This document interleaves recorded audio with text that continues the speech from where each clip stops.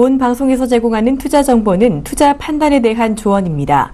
방송에서 제공하는 주식의 가치, 가격 상승 및 가격 하락에 대해서는 방송사에서 보장하지 않습니다.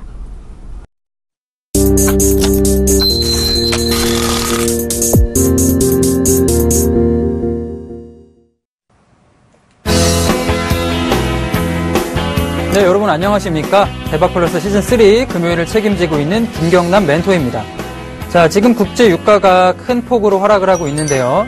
자, 3일간 이 하락 속에서도 급등을 하고요. 급락을 하는 위아래로 많이 흔들어주는 장세가 지속이 되고 있습니다. 이렇게 큰 폭의 등락 속에서도 가치 있는 투자, 또 알고 투자를 한다면 큰 수익으로 얻을 수 있는 투자 포인트가 되겠죠. 자, 김경남 멘토 저와 함께 오늘도 한번 큰 수익으로 투자 수익 거둘 수 있는 해외 선물 투자 노하우를 배워보도록 하겠습니다. 자, 지난주에 이어서 오늘도 차트를 한번 보면서 일주일 동안 시장이 어떻게 돌아갔는지, 또한 어떻게 투자 포인트를 잡아볼지 한번 차트, 통화상품, 오일상품 또는 농축산물 상품들을 쭉 둘러보면서 투자 포인트 한번 잡아보도록 하겠습니다. 자, 우선 유로 먼저 살펴보죠. 자, 제가 항상 말씀드리지만 일봉을 먼저 보면서 큰 흐름 잡아보고요. 그리고 분봉을 통해서 투자 포인트를 잡아가야 됩니다. 자, 한번 시장 움직임 보도록 하죠. 일봉상 움직임 보겠습니다. 지금 2015년에 하락으로 큰 폭으로 내려왔죠. 자, 현재는 박스권 상단 하단을 만지면서 횡보 중에 있는데요. 자, 상단으로 보여지는 횡보 1.1461과 저가 1.0856 사이에서 지금 멈춰있는 모습이 눈에 띄을 겁니다. 자, 10월, 11월 모습만 조금 확대를 해보면 굉장히 하락폭이 일봉상으로도 크다라고 보일 수가 있는데요. 자, 전체적인 큰 하락폭 속에서 다시 한번 이 박스권 안에서 하락폭이 나왔는데, 자, 그 이유를 한번 조목조목 따져보죠. 분봉상으로 한번 보겠습니다. 자, 60분봉 상태로 보면 굉장히 큰 폭락이 나와주고요. 자, 이번 주 움직임만 보더라도 기술적 반등보다는 매도세가 지속적으로 이어지고 있는 모습 보이는데, 가장 큰 지금 매도세, 5일날, 4일날 나온 매도세는 앨런 연준 의장의 발언으로 하락을 했다고 보시면 됩니다. 앨런 의장이 12월 금리 인상 시사 발언을 좀 강하게 했죠. 그러면서 달러 강세가 나오고 유로 같은 경우는 하락을 했습니다. 여기에 전일 드라기 총재의 12월 ECB 통화정책 회의를 통해서 양적 완화 확대 발언까지 겹치면서 유로 달러는 하락폭을 조금 키웠고요. 기술적 분석은 지금 하락폭 굉장히 많이 내려오고 있죠. 또한 지금 장 초반 5일날 유로존의 소매 판매가 전월의 0%와 예상치인 플러스 0.2%라고 생각을 했는데 그것보다 하회한 마이너스 0.1%가 나왔습니다. 또 이로 인해서 약세폭을 점점 더 키워간다고 보시면 되고요. 자, 지금 하단 모습 보이면 가격대를 지금 꾸준히 돌파를 해서 내려오는 모습이 좀 눈에 띄실 겁니다. 고가 저가 라인을 지지를 받지 못하고 계속적으로 내려오는 모습이 눈에 띄일 텐데요. 자, 박스권 하단을 지지받지 못하고 내려오는 포인트인데 여기서 매수 포인트 잡아봐야겠죠. 지금 유럽중앙은행 같은 경우도 드라기 총재가 난 돈을 더 풀겠다. 인플레이션 문제가 생기기 때문에 나는 돈을 더 풀겠다고 발언을 하고 있고요. 또 앨런 의장 같은 경우도 12월 금리 인상을 이번에 좀 강력하게 말을 했습니다. 그러면서 내려오기 때문에 자, 단기적 투자 포인트를 조금 유로로 잡아보자면 고가 1.094를 돌파를 하지 못한다면 자, 충분히 매도 포인트로 진입이 가능해 보입니다. 우선 현재 시장은 관망보다는 자, 1.094까지 올라온다면 손절 포인트 30포인트 잡아보고요. 그리고 하단으로는 좀 길게 내려갈 수 있는, 길게 가져갈 수 있는 흐름이 될 것 같아요. 하단으로는 자, 100핍에서 200핍, 1핍이라는 게 핍당 12.5불이기 때문에 간단하게 계산을 하면 만원이라고 생각을 하겠습니다. 그렇다면 하단으로는 100만원에서 200만원까지 아직 열려있다. 다시 한번 일봉 모습 보자면 자, 지금 큰 박스권이 4월달에서 5월달부터 지금 11월까지 지속되기 때문에 하단으로 내려간다면 저가 라인 자, 1.0463 이쪽 라인이죠. 자, 12월에 미국 금리 인상이 단행이 된다면 하단까지 돌파를 해서 내려갈 확률이 충분히 있기 때문에 자, 지금은 조금 더 과감하게 매도로 진입을 해보는 게 맞다라고 보여집니다. 현재 유로 움직임은 매도 포인트 잡아보는 게 맞고요. 자, 그렇다면 통화의 대표적 상품 N을 보겠습니다. 일본 N을 한번 보죠. 달러엔 상품 한번 보겠습니다. 자, 엔 같은 경우도 일봉상 움직임 보면, 자, 2014년부터 굉장히 하락폭이 강하죠. 하락폭 굉장히 강하게 내려오고 있는 모습인데요. 자, 박스권을 계속 돌파를 합니다. 지금 2014년에 만든 박스권 돌파해서 상단 올라오지 못하고 급락을 해줬고요. 2015년 같은 경우도 2014년과 마찬가지로 지금 박스권 상단 하단에서 멈춰있는 모습 보입니다. 조금 줌을 해볼까요? 디테일하게 들어가 보면, 자, 8월, 9월, 10월, 11월 2015년 하반기 움직임만 조금 보겠습니다. 하반기 움직임 보면 엔화 같은 경우는 상승의 흐름이 지금 저가 라인을 터치를 하고 상승으로 약 8,604포인트까지 8604포인트까지 올라왔다가 올라가지 못하고 좀 주저앉는 모습이죠. 최근에 급락을 이어가고 있는데, 자, 이 내면에는 아무래도 아베노믹스, 자, 계속 엔화 찍어내겠다, 채권을 발행해서 돈을 찍어내겠다는 심리가 강하기 때문에 정책적으로 매도 포인트가 지금 기술적 그리고 정책 포인트상 매도 포인트가 굉장히 좋고요. 자, 분봉으로 한번 보겠습니다. 엔화 분봉으로 한번 움직임 어떻게 되는지 한번 살펴보죠. 자, 분봉 상태가 살짝 보도록 하겠습니다. 지금 보면, 자, 단기적으로 11월 움직임만 보면 저점을 깨면서 계속 내려가는 모습이 보일 겁니다. 저점을 계속 깨면서 내려가기 때문에 매수보다는 매도 포인트가 확실히 진입하기 좋고요. 그리고 지금 달러엔 같은 경우는 고용보고서 발표를 앞두고 살짝 소폭 상승을 한 상태입니다. 소폭으로 상승을 했지만 앨런 의장의 금리 인상 발언이 워낙에 지금 강하게 표현됐기 때문에, 자, 이번 주 움직임 보면 3일, 4일, 5일, 6일 할 거 없이 전체적으로 매도 방향으로 내려가고 있는 게 보이실 거예요. 하단부로 지금 지지를 받지 못하고 계속 깨고 내려가고 있다. 자, 단기 움직임 보면, 자, 저가 라인이죠. 저가 라인을 지금 돌파를 했습니다. 지금 보시면 9월달 초반부터 만든 박스권 움직임이 하단을 돌파를 했고요. 자, 그리고 저가를 깼지만 위로 올라오지 못했죠. 자, 유로와 마찬가지로 엔화도 지금 매도 포인트 잡아볼 수 있습니다. 우선 관망보다는 적극적인 매도를 통해서 수익을 가져오는 구간이라고 판단이 되고요. 자, 현재는 지금 8204에 머무르고 있는데, 자, 821까지 상단 포인트까지 올라온다면 손절을 좀 짧게 잡고요. 하단까지 길게 가져가는 매매도 가능해 보입니다. 하단 길게 가져간다면, 자, 이 저가 라인까지 7,900대까지도 한번 추세 방향대로 가져갈 수 있는 포인트라고 보여지고요. 자, 조금 보수적인 투자자라면 지금 진입하기보다는 상단 돌파 확인되지 않는 거, 상단으로 올라오지 않는 거 확인하고 진입하는 것도 가능하고요. 조금 적극적인 투자자분들이라면 손절 포인트를 조금 더 길게 잡더라도 지금 매도 시점으로 굉장히 좋다라고 생각을 할 수 있습니다. 자, 아시아로 왔으니까요. 이번에는 자, 영국으로 한번 가보겠습니다. 통화의 대표적인 세 번째 상품인, 자, 파운드로 한번 가보도록 하죠. 이번 주에는 파운드에 관련된 이슈가 조금 많은 편입니다. 파운드 우선 일봉상 움직임 보면 유로와 움직임은 비슷해요. 2014년에 굉장히 큰 폭락이 나왔고요. 그리고 2015년에 저가를 계속 돌파하지 못하고 살짝 상단으로 올라가서 파동 만들면 계속 내려오고 있죠. 자, 역시나 엔화도 마찬가지고요. 자, 엔화, 유로, 파운드 할 거 없이 2015년은 박스권을 만들면서 횡보 중이라고 포인트를 잡아볼 수 있습니다. 자, 2015년 5월부터 움직임 보면 5월부터 자, 위아래로 굉장히 박스권 만들면서 움직여주고 있고요. 자, 11월 보면 굉장히 하락이 강하게 내려오는 게 보이실 겁니다. 일봉상으로 보더라도 12월 달부터 하락으로 굉장히 강하게 밀고 내려오고 있는데요. 분봉상으로 움직임을 한번 살펴보겠습니다. 자, 분봉상 움직임 살펴보자면, 자, 이번 주에 하락이 엄청나게 내려오고 있는 게 보일 거예요. 지금도 지속적으로 이게 실시간 차트이기 때문에 지속적으로 매도 저가 라인을 돌파를 하면서 내려가는 게 보일 겁니다. 자, 여기에는 여러 가지 이슈가 숨어 있는데요. 자, 가장 큰 이슈는 우선 앨런 의장의 금리 인상 발언, 나 12월에 금리 인상을 하겠다. 달러 강세를 표명을 했기 때문에 하단으로 내려간 이유가 있고요. 그리고 두 번째 이슈를 살펴보면 영란은행이죠. 영국 중앙은행의 카니 총재 발언이 조금 하락을 했습니다. 여타 통화는 지금 미국의 고용보고서 발표를 앞두고 살짝 보합권을 조금 보이고 있는데요.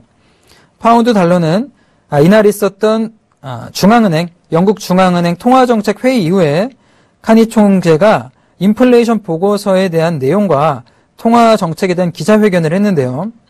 중국 등으로 인해 영국 성장에 악영향을 주고 있다는 발언을 했습니다. 또한 인플레이션 전망에서도 에너지와 식품 등으로 인해서 여전히 둔화되고 있다는 내용을 했고요. 결국에 정책 전망과 관련해서는 아직은 인플레이션 보고서에 따라 금리 인상을 할 필요가 없다라는 이야기를 했습니다. 자, 여기서 포인트는 금리 인상을 할 필요가 없다는 거죠. 금리 인상을 아직 단행을 하지 않겠다. 미국 같은 경우는 12월에 금리 인상을 단행하겠다고 말을 하지만 영국 중앙은행 총재 같은 경우는 아직 보고서 내용도 그렇고 지표 발표상으로 금리 인상은 무리라고 말을 했습니다. 그렇다면 파운드가 이렇게 가치를 잃고 하락하는 게 조금 이해가 되실 거라고 생각을 해요. 금리 인상을 하지 않는다면 파운드의 가치가 내려가기 때문에 이렇게 큰 매도 흐름이 나올 수밖에 없고요. 자, 그렇다면 이 속에서도 지금 잡아봐야겠죠. 투자 포인트를. 포인트는 10월 지금 저가였던 이 1500 라인, 1.5 라인을 돌파를 했다는 게 가장 중요합니다. 굉장히 중요한 박스권이었던 이 하단부를 돌파를 했기 때문에 우선은 매도세로 진행을 하는 게 맞고요. 매수보다는 매도 자리를 찾아보는 게 맞고요. 자, 지금 자리는 저가 라인까지 충분히 갈 수 있는 자리라고 보여집니다.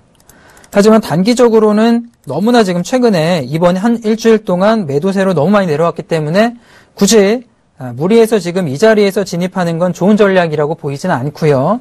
최소한 상단 1.5200까지 올라오는 거를 조금 기다려야 되는 자리라고 판단이 됩니다. 하단 포인트 지금 너무 많이 내려오기 때문에 포인트를 한번 기다려 볼 거고요. 자, 지금 10분 봉으로 한번 살펴보자면 조금 더 디테일하게 차트 움직임이 보이실 텐데요. 굉장히 강하게 내려가는 게 보입니다. 지금 자, 4일, 5일, 6일 흐름만 보더라도 박스권을 돌파를 해서 굉장히 추세가 자, 강하게 내려가고 있고요. 자, 이렇게 내려가는 자리에서 중간에 진입하는 건 손절 포인트가 너무 길어질 수가 있습니다. 그렇기 때문에 조금 안전하게 자, 10분 봉으로 보이는 이 투자 포인트 상단 1.5194 이 라인이죠. 자, 1.5194까지는 조금 인내하면서 올라오지 않는다면 매도 방향은 보내주겠다. 하지만 올라온다면 매도 방향으로 적극적으로 진행을 하겠다라는 생각이 가장 좋아 보입니다. 자, 파운드는 현재 이런 움직임을 보이고 있다. 지금 전체적으로 유로, 파운드, 엔 세 가지 종목을 살펴봤는데 통화 같은 거는 앨런 의장의 12월 금리 인상 발언이 굉장히 큰 영향을 미치고 있습니다. 자, 그렇다면 신흥국 통화는 지금 어떻게 진행이 되고 있는지 한번 살펴보도록 하죠. 자, 대표적인 신흥국 통화 뉴질랜드 달러로 한번 넘어가 보겠습니다. 자, 뉴질랜드 달러 움직임 살펴보자면 통화들은 어떻게 보면 비슷한 흐름이 이어진다고 볼 수 있을 거예요. 결국에는 달러의 영향에 따라서 움직임이 영향을 많이 받기 때문에 결국에는 유로나 파운드와 비슷한 흐름 보여주고 있습니다. 2014년, 15년 지속적인 하락 흐름을 이어가고 있고요. 큰 반등 없이 살짝 멈춰 있는데 자, 신흥국가 상품 환율은 유가 하락에도 조금 불구하고 전일 약세에 따른 반발로 강세를 조금 보였습니다. 또한 지금 미국 고용 보고서가 오늘 새벽에 발표가 되는데요. 미국 고용 보고서로 발표를 앞두고 있다는 점도 강세폭을 조금 제한을 하고 있습니다. 남아공의 린드화, 또 노르웨이 크로네나 뉴질랜드 달러 같은 경우 브라질 헤와라도 마찬가지고요. 살짝 강세를 조금 보였고요. 60분 봉으로 보자면 자, 1시간 차트로 움직임 보자면 살짝 지금 강세를 조금씩 보여주고 있어요. 단기적으로는 자, 5일날 그리고 6일날 하락으로 좀 크게 내려가지 않고 살짝 강세를 보여주고 있고요. 자, 그에 반해 러시아 루블화나 터키 리라화 같은 호주 달러 같은 경우는 살짝 약세를 조금 보여주고 있습니다. 자, 뉴질랜드 달러 같은 경우도 투자 포인트 조금 잡아본다면 지금 하단부로 지금 쭉 내려가고 있어서 통화 같은 상품들은 전부 매도만 잡겠습니다. 매수보다는 자, 매도로 대응을 할 거고요. 자, 전체적으로 저가 라인을 지지를 지금 살짝 받아주고 자, 위로 올라가는 척 하면서 내려오죠. 자, 이번 주 움직임만 보더라도 4일과 5일에는 하방으로 많이 내려왔지만 6일날 살짝 올라갔는데 돌파가 일어나지 않았습니다. 자, 그렇다면 아직까지 매도 힘이 충분하구나. 정책상도 그렇고 12월 금리 인상, 미국이 금리 인상을 하기 때문에 매도 포인트로 잡아보는 게 좋을 것 같고요. 자, 지금도 진입자리 나쁘지 않습니다. 관망보다는 좀 적극적인 진입을 해서 손절 포인트는 이 고가 라인까지 잡으면 괜찮겠죠? 자, 고가 라인 0.6625 정도 잡아보고 매도 방향으로 진입 충분히 가능해 보입니다. 하단부 깨고 내려간다면 이 저가 라인이죠.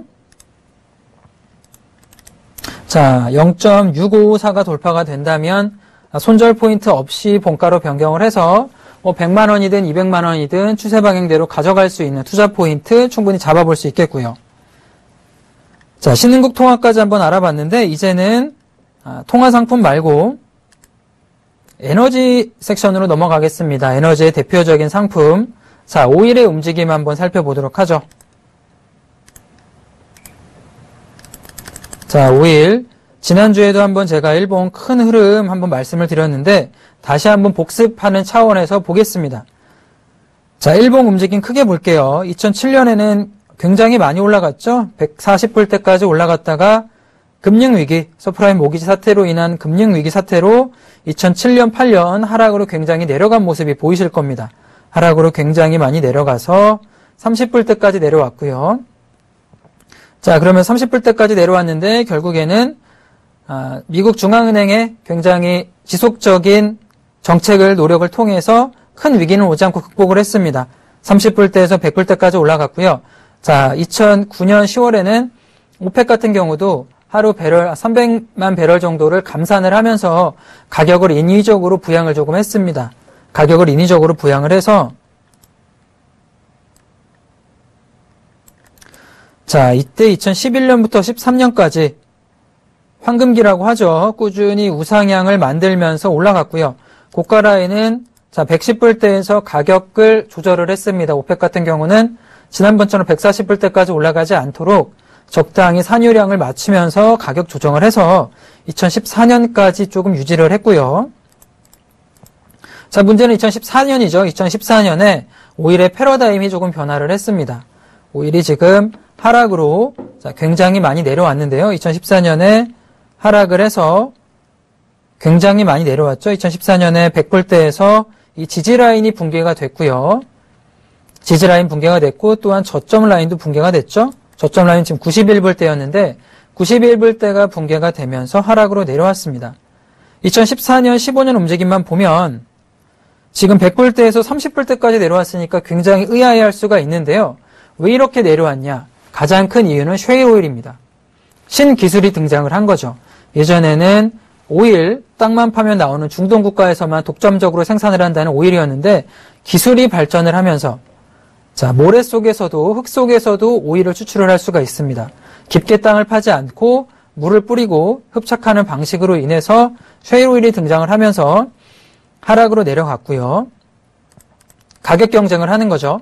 가격 경쟁을 통해서 하락으로 내려갔고요. 지금은 자, 저가 37불대까지 내려오고 현재는 지금 오일이 박스권 만드는 모습이 보일 겁니다. 2015년에는 저가 한번 내려갔는데 이때 3월 달에 저가 내려왔고요. 그 이후에 많이 올라왔다가 60불대까지 올라가서 이제 다시 오일값 올라가는 거 아니냐라고 말을 하는 순간 뉴스들도 굉장히 많이 나왔죠. 그런 순간 다시 한번 하락을 해서 자, 현재 이번 상반기 움직임만 보면 하반기 움직임만 보면 자, 9월, 10월, 8월 달은 50불대와 40불대 박스권에 굉장히 많이 멈춰있다라고 보이실 거예요. 자, 하방 랠리가 굉장히 지속이 많이 됐죠. 제가 오프닝 때도 말씀을 드렸는데 이 며칠간 급등을 굉장히 많이 했습니다. 하락으로 지금 많이 내려오다가 또 급등을 42불에서 47불까지 급등을 했고요. 분봉으로 한번 알아보겠습니다. 시장 움직임을 얼마나 급등락을 했는지 분봉으로 한번 알아보면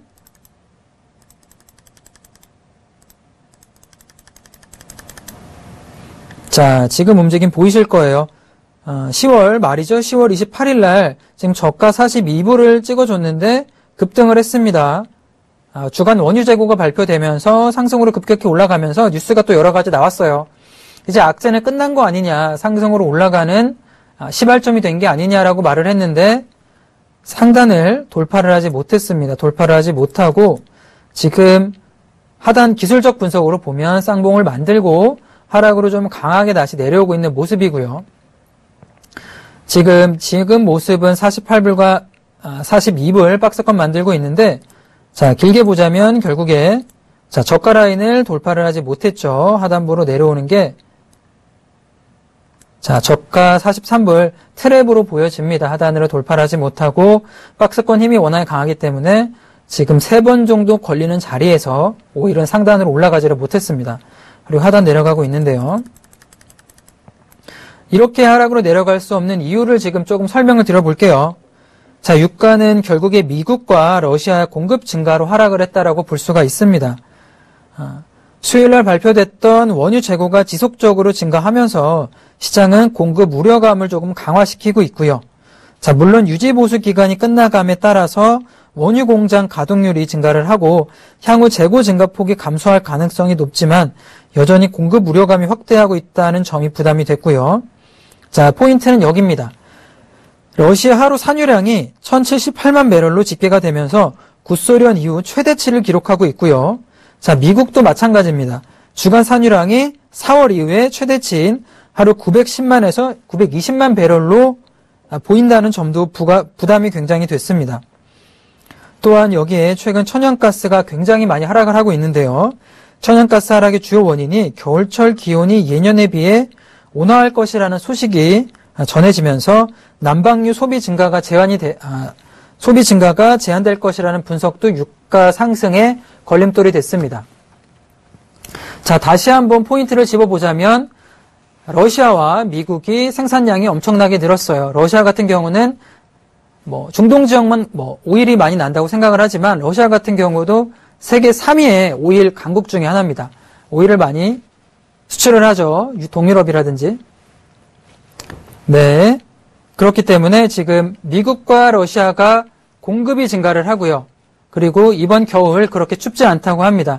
이런 뉴스가 전해지면서 천연가스도 하락을 하고요. 오일 또한 가장 수요가 많은 겨울철에 수요가 지금 줄어들고 있다라는 이야기가 전해지고 있죠. 그러면서 고가를 돌파를 하지 못하고 다시 한번 하단으로 내려오고 있는 모습이 보여지고 있고요. 자, 그렇다면 단기적으로 투자 포인트 잡아보겠습니다.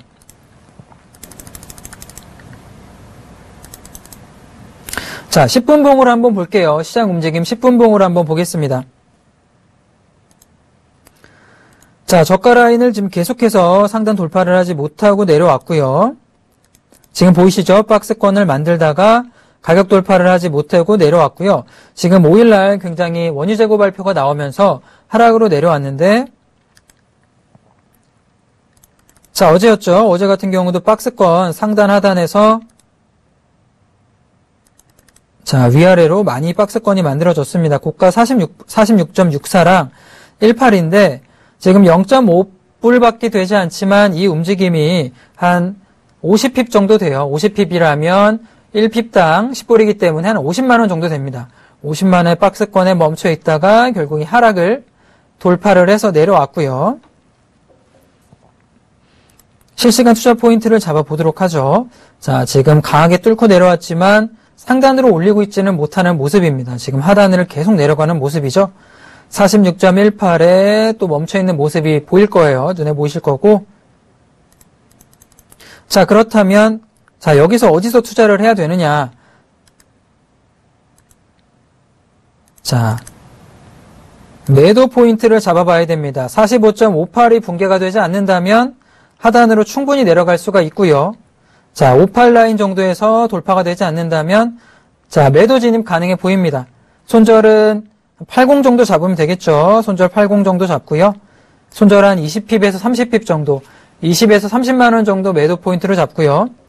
하단으로 내려간다면 45.13까지만 내려가면 한 50만 원 정도 수익이기 때문에 자, 이 라인 뚫고 내려간다면 손절 없이 자, 본가로 MIT, 제가 항상 강조를 드리죠.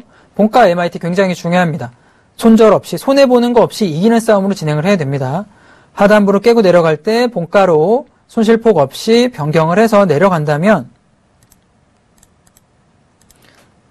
자, 다시 한번 저가 라인이죠. 저가 42불 때까지 자, 저가 라인이 42불대까지 가능한데, 자, 지금 이렇게 많은 공간이 보일 거예요. 45불부터 42불까지 내려가는데, 자, 이 포인트가 3불이기 때문에 한 300핍 정도 됩니다.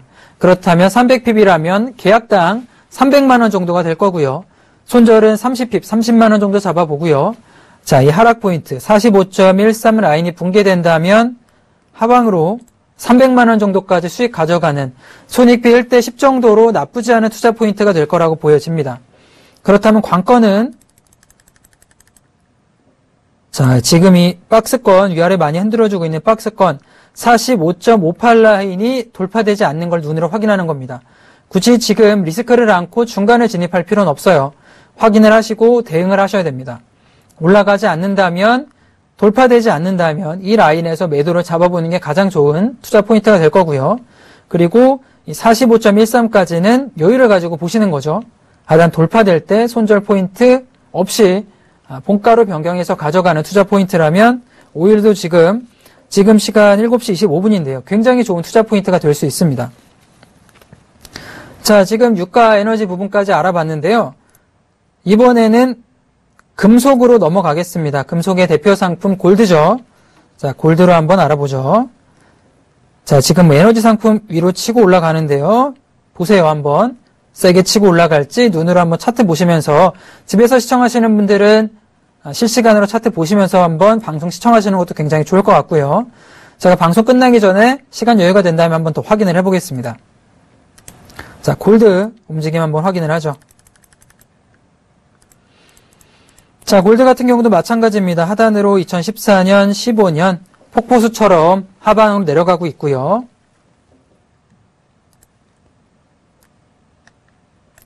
자, 지금 가격선 지지를 받으면서 전체적으로 파동 만들면서 내려가는 모습이 보이실 거예요.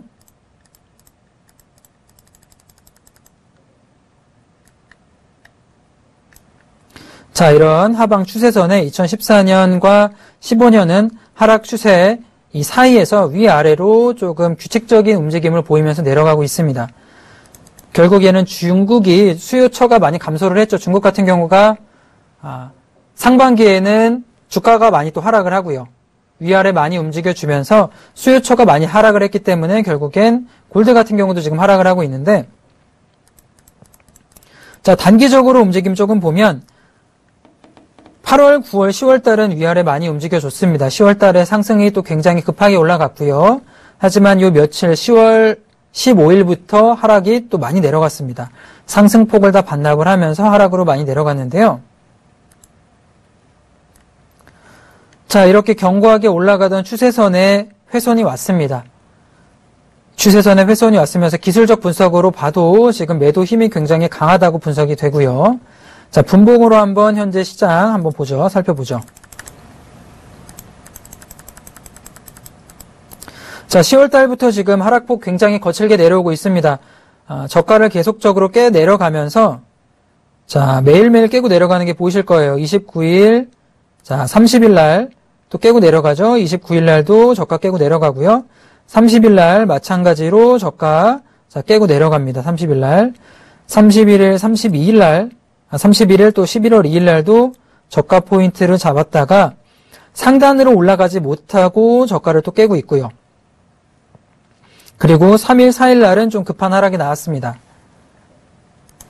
그리고 이번 주 움직임만 조금 디테일하게 살펴볼게요. 이번 주 흐름만 보자면 자, 어제도 마찬가지입니다. 계속 저가를 깨고 내려왔는데 워낙에 지금 매도폭이 강해요.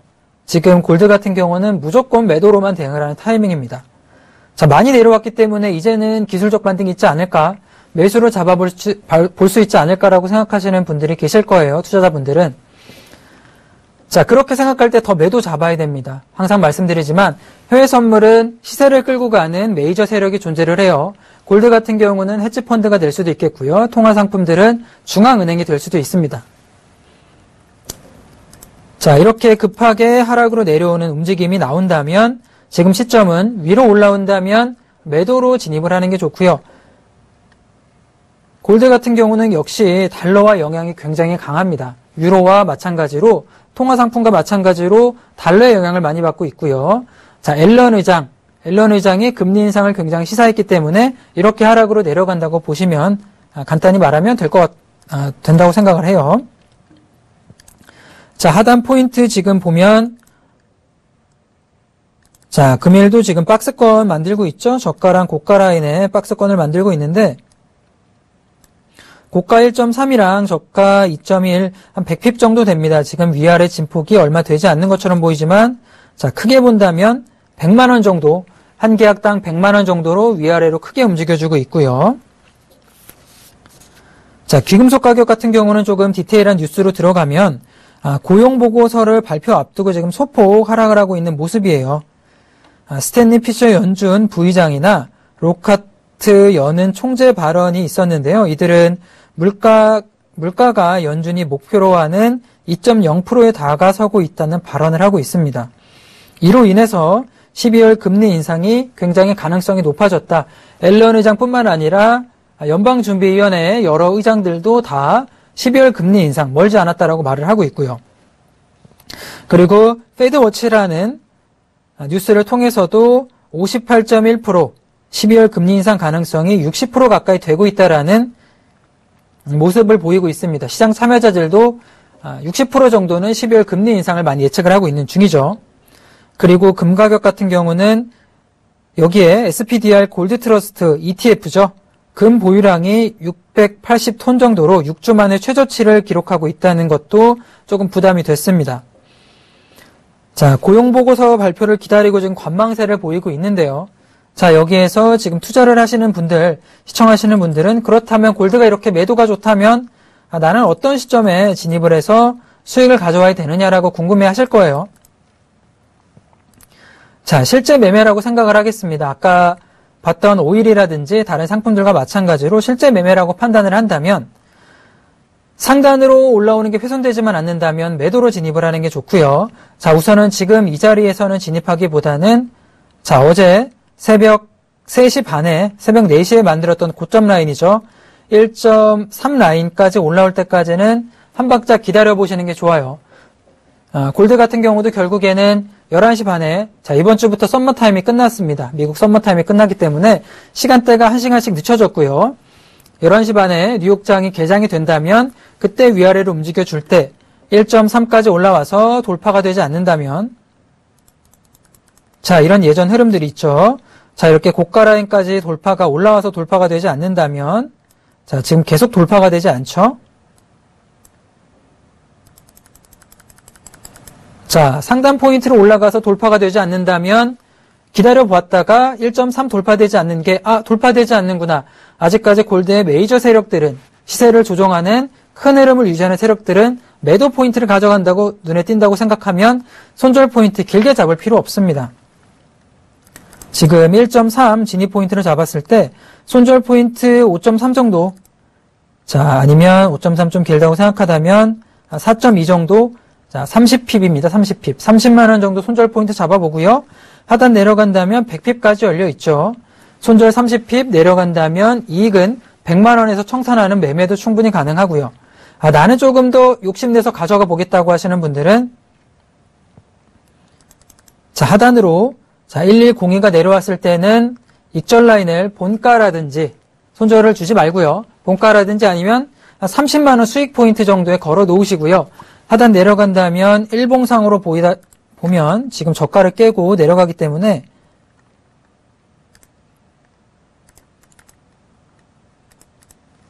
자, 이 1072.2까지 충분히 가능합니다. 1000핍 정도죠. 하단으로 지금 끌고 간다면 정말로 길게 추세가 나온다면 한 계약당 1000만 원까지도 수익이 나올 수 있는 구간입니다. 길게도 아니고요. 다음 달 중순 혹은 11월 초까지 한 달 정도만 가져간다면 추세가 매도 방향으로 워낙에 지금 강하게 내려오고 있기 때문에 내려간다면 1000만 원까지도 가져갈 수 있는 포인트가 나올 수 있고요. 자, 지금 금속 가격까지 한번 알아봤는데 자, 이번에는 곡물 가격대 한번 보겠습니다.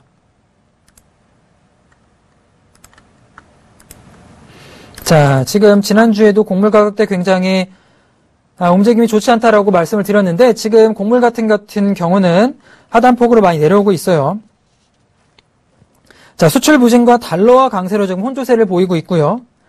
자, 보합으로 마감한 밀 가격은 수출량이 지난주에 비해 85%가 감소를 했고요.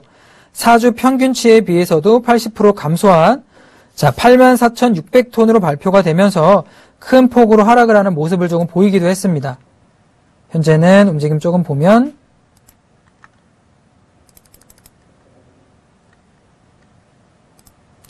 이렇게 3일날 큰 폭으로 하락을 조금 보였었죠. 하지만 평원지대 남부 지역이 건조한 날씨를 보이고 있고요. 겨울철 밀 적항이 부진할 거라는 전망이랑 저품질 비율이 많아 공급량이 적을 것이라는 점에 하락을 좀 제한을 하면서 현재는 다시 한번 5일이었죠. 어제 11월 5일날 상승으로 조금 올라가는 흐름을 조금 보이고 있습니다. 옥수수 같은 경우는 수확이 마무리 단계에 있고요. 그리고 수출이 전주에 비해 22% 감소한 55만 톤으로 나타내면서 하락세를 보였는데요.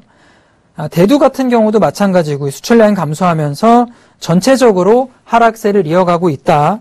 밀 같은 경우는 강보합이지만 콩이라든지 옥수수는 하락을 이어가고 있다라고 보시면 될 것 같습니다. 전체적으로 통화상품, 에너지상품, 금속상품, 밀 상품 같은 경우 지금 농산물 같은 경우도 한번 한 주 동안 흐름 그리고 진입 포인트 한번 알아봤는데요. 이번에는 지금 오일 가격이 어떻게 패러다임이 변화가 되고 있는지 한번 공부하는 시간 가져보도록 하겠습니다. 원유가 4가지 핵심 포인트가 있었습니다. 기존에는 원유는 고갈 자원이다라는 생각이 있었죠. 가장 큰 이슈입니다. 원유는 고갈 자원이다. 예전에 기억해 보시면 오일 피크를 굉장히 걱정했던 시절 떠올리실 겁니다. 원유량은 한정돼 있고요. 인구는 60억 명, 80억 명 계속 늘어나고 있는데 이러다가 오일이 생산량이 어느 날 멈춰서 큰일 나는 거 아니냐. 원유는 고갈 자원이다라는 이야기를 많이 했고요. 그리고 두 번째, 원유의 수요 공급 곡선은 굉장히 가파르다. 수요 곡선이라는 게 그런 거죠. 중국이라든지 또 아프리카 또는 남미, 이런 신흥 국가들이 계속해서 제조업이 상승을 하고 있습니다. 제조업이 계속해서 올라가기 때문에 원유의 수요는 계속 올라가고요.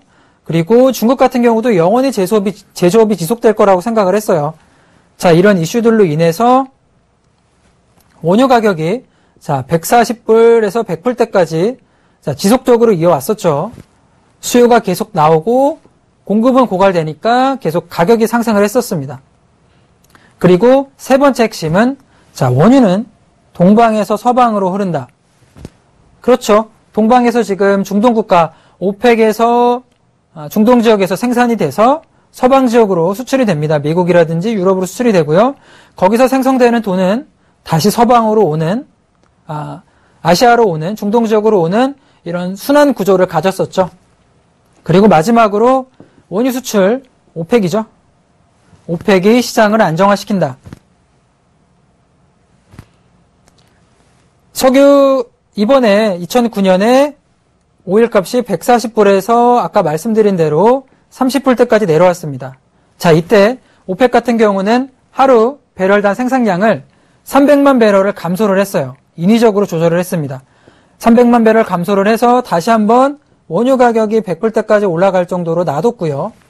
그런 식으로 시장을 가격을 조정을 하면서 안정화를 시켰습니다. 지난 10년 전까지 이런 4가지 포인트가 오일을 지탱하는 핵심 세력이었는데, 핵심 이슈였는데, 올해 2014년, 15년 오일 가격이 30불대로 하락을 하면서 원유의 패러다임 자체가 바뀌었습니다. 그 이유를 한번 알아보죠. 어떻게 변했길래 오일의 패러다임이 변했는지. 가장 큰 이유는 아까도 말씀드렸다시피 셰일 오일 혁명입니다. 미국 내 원유 생산량의 급속한 성장은 이 셰일 오일 때문에 나오는 거죠. 말씀드린 대로 기술이 발전을 하면서 예전에는 중동에서만 오일이 났었는데 지금은 캐나다라든지 미국 같은 경우도 모래 속, 흙 속에서 오일을 채취하기 시작했습니다. 예전에 땅을 깊게 뚫었다면 지금은 땅을 적게 뚫고요. 옆으로 뚫어서 물을 많이 뿌립니다. 물을 많이 뿌려서 압착을 해서 기름을 추출을 해내죠. 이런 기술들이 발달을 하면서 셰일 오일 혁명이 왔고요. 그리고 셰일 오일 같은 경우 비용 곡선이 지금 중간에 멈춰 있습니다. 배럴당 70불대에 멈춰 있다고 보시면 됩니다. 그렇게까지 비싼 포인트가 아니죠. 지금 배럴당 40불대에 멈춰 있는데 쉐일오일이 등장을 하면서 그렇게 비싸지 않은 가격대에 새로운 기술로서 오일을 생산하게 됐고요. 두 번째는 탄소 배출입니다. 탄소 배출과 기후변화가 우려가 증가를 하고 있어요. 지금 미국, 중국, 유럽 중요성이 부각이 되고 있는데 여러분 상하이나 북경이라든지 대도시를 중국 대도시가 보신 분들은 아실 거예요. 굉장히 스모그 연기가 강하고 마스크 없이는 굉장히 공기가 탁하다라는 걸 바로 느끼실 수가 있는데요. 중국 같은 경우도 이제는 관광이라든지 혹은 대기 오염에 대해서 점점 민감한 사항이라고 파악을 하고 있습니다. 그러면서 전 세계적으로 탄소 배출 관련 정책 확대가 주장이 증가를 하고 있고요. 탄소 배출권이 이제 서로 사고팔 정도로 탄소 배출에 대해서 굉장히 세계적으로 정책을 지금 주장이 증가하고 있고요. 이 정책이 변화하면 화석연료 수요도 장기적으로 영향을 충분히 받을 수 있다라고 보여집니다. 그렇다면 이 두 가지 이슈로 인해서 새로운 원유 4가지 핵심의 변화가 옵니다. 첫 번째 이슈는 원유가 고갈될 가능성이 있다고 생각을 했는데 이제는 없다라고 생각을 하시는 게 맞아요. 유가가 결정하게 될 핵심 요인이 이 원유에 고갈될 가능성이었는데 원유가 고갈될 가능성은 이제 굉장히 낮아졌습니다. 기술이 개발이 되고요. 셰일오일 같은 경우도 흙 속에서도 오일을 찾아내고 태양광 같은 경우도 전도율이 굉장히 높아졌기 때문에 예전보다 조금 더 싼 가격에 에너지를 추출해낼 수가 있고요. 다른 유형의 생산 방식이 퍼지느냐 여부가 가장 중요합니다. 지금은 저유가이기 때문에 기술적 R&D 개발에 그렇게 큰 돈을 투자를 할 수는 없어요. 하지만 오일 가격이 50불에서 60불대까지만 올라간다면 오일 가격이 60불대까지만 올라간다면 셰일 오일이라든지 여러 가지 기술이 계속 개발이 될 겁니다. 그렇다면 훨씬 새로운 에너지 또 원유가 고갈될 가능성보다는 여러 가지를 통해서 이제는 가능성이 없다. 여러 가지 오일 기술이 개발이 된다면 문제가 없다고 생각을 하고요. 그리고 셰일 오일의 공급은 특성은 기존과 다릅니다. 우선 유가 변동에 완충 작용을 해요. 유가가 올라간다면 셰일 오일이 가격이 저렴하기 때문에 유가 오일 가격도 내려갈 수가 있고요. 또한 은행이라든지 금융 시스템의 의존성이 굉장히 큽니다. 이거 굉장히 중요 포인트인데요. 셰일 오일 같은 경우는 제조업이라고 보시면 돼요. 금융 시스템 투자를 많이 받고요. 은행에 투자를 많이 받아서 기술에 투자를 합니다. R&D에 투자를 하고 기술을 굉장히 많이 진행을 하기 때문에 금융 리스크가 증가를 해요. 금융 리스크가 이제 셰일 오일이 등장을 하면서 오일도 금융 리스크가 증가를 합니다. 세 번째는 원유가 예전에는 서방에서 동방으로 흐른다고 했는데 이제는 셰일 오일의 등장으로 인해서 서방에서 동방으로 흐를 수가 있습니다. 에너지 금융시장의 지정학적 위험성이 굉장히 중요하죠. 예전에는 서방에서 많이 흘렀지만 중동에서 많이 흘렀지만 지금은 유럽이라든지 러시아 그리고 미국에서 동방으로 많이 흐르기 때문에 에너지라든가 금융시장에 위기가 온다면 에너지시장 또한 큰 위기가 올 수가 있습니다. 세 번째 포인트고요. 마지막 네 번째 포인트. 원유시장에서 오펙은 여전히 중심 세력이다. 이거는 아직 변하지 않았습니다. 앞에 세 가지는 다 변화가 왔지만 이 마지막 오펙은 여전히 중심 세력이에요. 하지만 중요점은 예전에 영원할 것 같은 오펙의 그런 세력이 이제는 물음표가 생겼습니다. 언제까지 중심이 될 거냐? 셰일 오일이 등장을 하면서 독점력을 잃어가고 있고요. 미국이라든가 캐나다에 셰일 오일이 엄청나게 매장되어 있기 때문에 여전히 아직까지는 중심 세력이지만 2020년, 2025년, 5년, 10년 후라면 이제는 모른다라는 게 전문가라든지 경제학자들의 주요 이론입니다. 다시 한번 되돌아간다면 원유시장 가장 큰 포인트는 이제 고갈이 아니라 새로운 기술이 개발되고 있기 때문에 예전처럼 100불, 200불대까지 올라가는 시장은 조금 힘들다. 지금 시장이 배럴당 40불대에 멈춰 있는데 자, 40불대와 60불대 박스권 안에서 움직일 가능성 굉장히 크다. 왜 예전처럼 100불로 가지 않냐라고 생각하시는 분들은 자, 패러다임이 이렇게 변했기 때문에 셰일이라든가 탄소 배출권에 관련된 뉴스가 많이 나오기 때문에 이제는 변화가 충분히 가능하다. 그렇기 때문에 40불이나 60불대에 멈춰 있어도 이제는 좀 이해가 되는구나 라고 생각을 하시면 될 것 같습니다. 또한 예전처럼 수요처가 많이 감소를 했어요. 중국이라든지 남미 같은 경우는 지금 남미 같은 경우도 금융위기, 브라질도 문제가 많고요. 중국 같은 경우도 제조업보다는 서비스업으로 진행이 되기 때문에 수요는 감소를 하고 공급을 증가를 하는 자 이런 패턴으로 향후 5년에서 10년까지는 충분히 이어질 수 있다라고 판단을 하시면 됩니다. 아프리카 쪽에서 큰 기술 집약적 산업이 증가를 하지 않는 한은 이런 추세적 패턴은 이어질 거라고 보여지고요. 그렇다면 아까 말씀드린 대로 지금 5일 지금 박스권 흐름은 충분히 가능하다라고 보여질 수가 있겠습니다. 자, 그렇다면 상품 가격의 변곡점인가라는 포인트가 나올 것 같아요. 상품 가격의 변곡점이 왔는가? 지금 오일 같은 경우도 내려오고요. 골드 같은 경우도 많이 내려오는데 미국 달러가 20% 정도 평가 절상이 됐습니다. 평가 절상이 되면서 개발도상국, 신흥국, 상품 수출 국가에 큰 영향을 미쳤습니다. 금속 및 곡물 포함 대부분의 상품 가격은 달러로 매겨져요. 자, 역상관관계라고 하죠. 달러가 약세면은 상품 가격은 강세입니다. 지금 달러가 강세죠. 달러가 강세라면 지금 상품 가격은 하락으로 내려옵니다. 자, 그렇다면 지금 달러가 굉장히 강세고 상품 가격은 하락인데 상품 가격 변곡점은 과연 이제 온 것인가? 더 이상 내려가지 않고 오일 가격도 그렇죠. 더 이상 내려갈 공간이 없어 보입니다. 그렇다면 이제는 매수 포인트 좀 길게 가져가는 거 가능한가? 변곡점이 온 건가?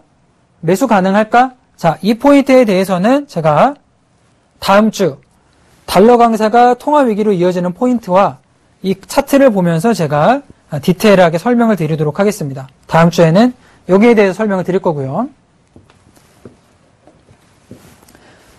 자, 오늘 지금 한 주간의 차트 움직임과 진입 포인트에 대해서 알아봤고요. 그리고 5일의 추세적인 변화, 큰 변화에 대해서 알아봤습니다. 이 패러다임 변화는 여러분의 생각 속에 항상 넣어두시는 게 중요하고요. 다음 주 같은 경우는 변곡점에 대해서 알아보겠습니다.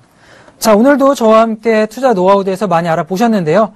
다음 주에도 수익 나는 정보에 대해서 가져오도록 하겠습니다. 자, 감사합니다.